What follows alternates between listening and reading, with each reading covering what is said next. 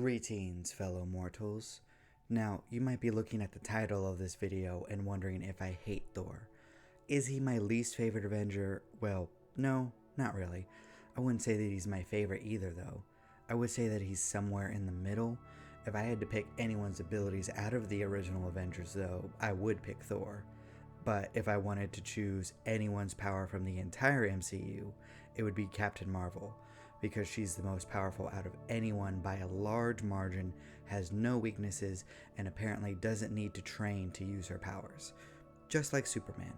And who wouldn't want Superman's powers? While I like Thor, I can't say that his stories ever caught my attention like some of the other Marvel movies.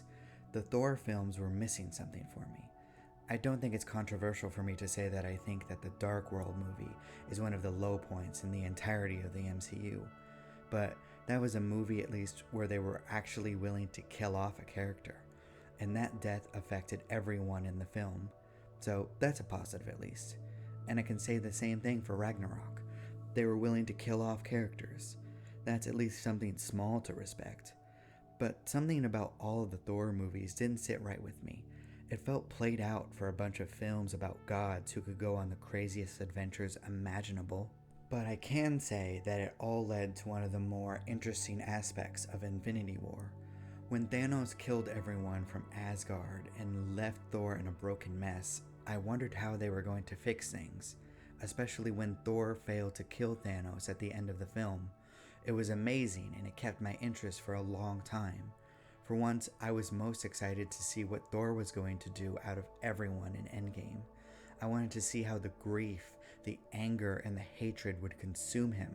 How would he deal with failing everything that he ever cared about? Enter Fat Thor. Oh no, please no. Why did they do this? Out of all the ways that they could take the character, having him get depressed, gain a bunch of weight, play Fortnite, and get relentlessly mocked for the entire movie hadn't even crossed my mind. Not to mention that half of the Asgardians lived from Thanos' assault.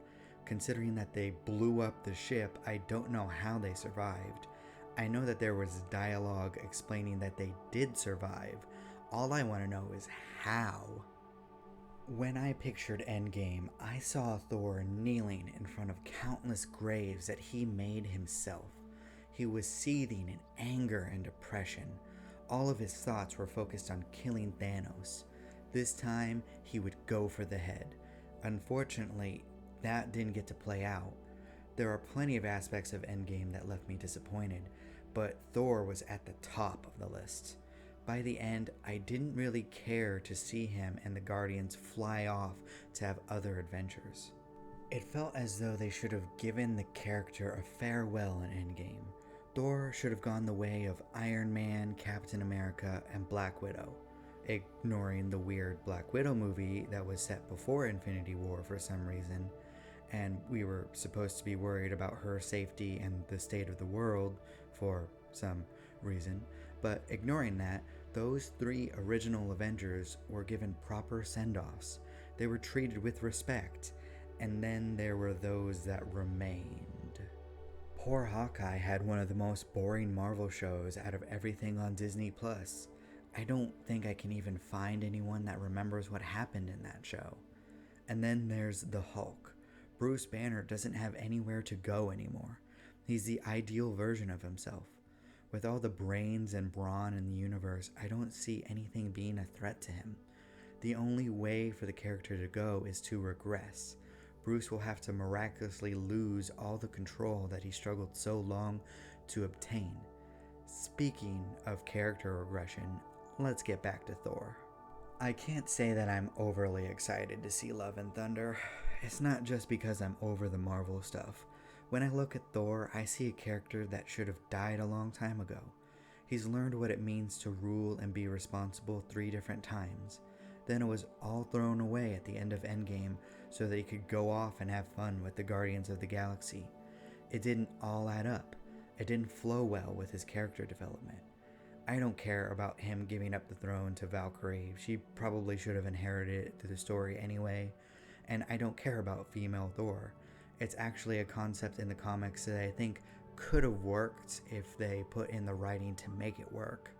As the fourth Thor movie comes out, I anticipate a bloated mess with too many characters, divided attention, and desperate attempts to pass the reins to female Thor, Natalie Portman, Jane Foster, whatever.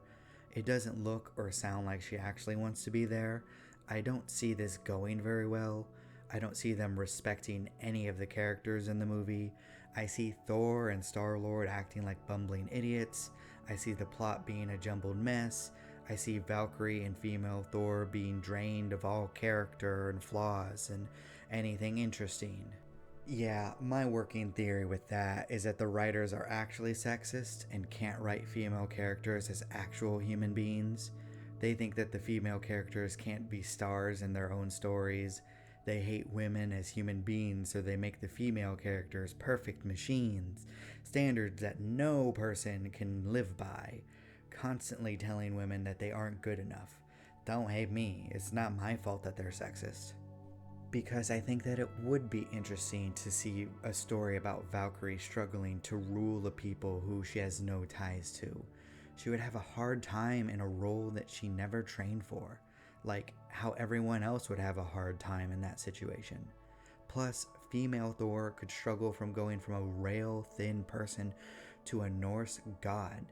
She wouldn't have a handle on her powers and would accidentally hurt people. You know, like how anyone would. All the while, the original Thor could be at peace. They should have done something else in Endgame other than mock obesity and depression. They should have given Thor some type of fitting conclusion. Perhaps he could have been the one to use the Infinity Gauntlet to bring people back from being snapped.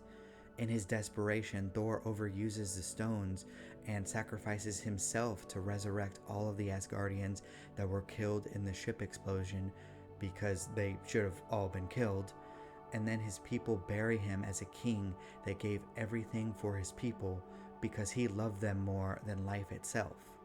But instead of getting something with all that potential, we get this. I am sure that Thor Love and Thunder will be a decent time in the theaters. I'm sure that I'll have a good time too.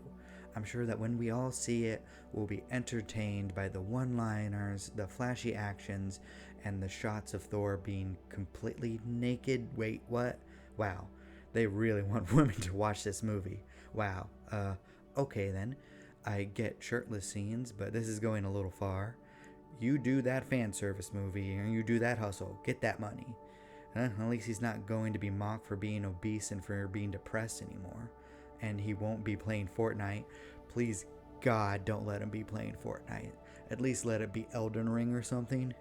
Anyway, I know that I'll probably turn my brain off and enjoy the fireworks show, because that's what this is going to be. I'll leave the movie theaters happy and try not to think too much about the film. But I will have to ignore the nagging thoughts of what could have been. I'll have to avoid thinking about the stories that might have been told if they gave Thor the death that he deserved. But I suppose that's a flaw for a lot of writers. They can't kill off characters that they've grown to love even when it's right for the story. Just another storytelling tendency that I have to be disappointed with, I guess. Thank you so much for watching. If you like my takes on storytelling, please consider subscribing and leaving a like. It will really help me out. Also, remember that I will be self-publishing my novel, Dance of Frozen Death, at the start of 2023. I hope that you will check it out. I appreciate you. Do not despair.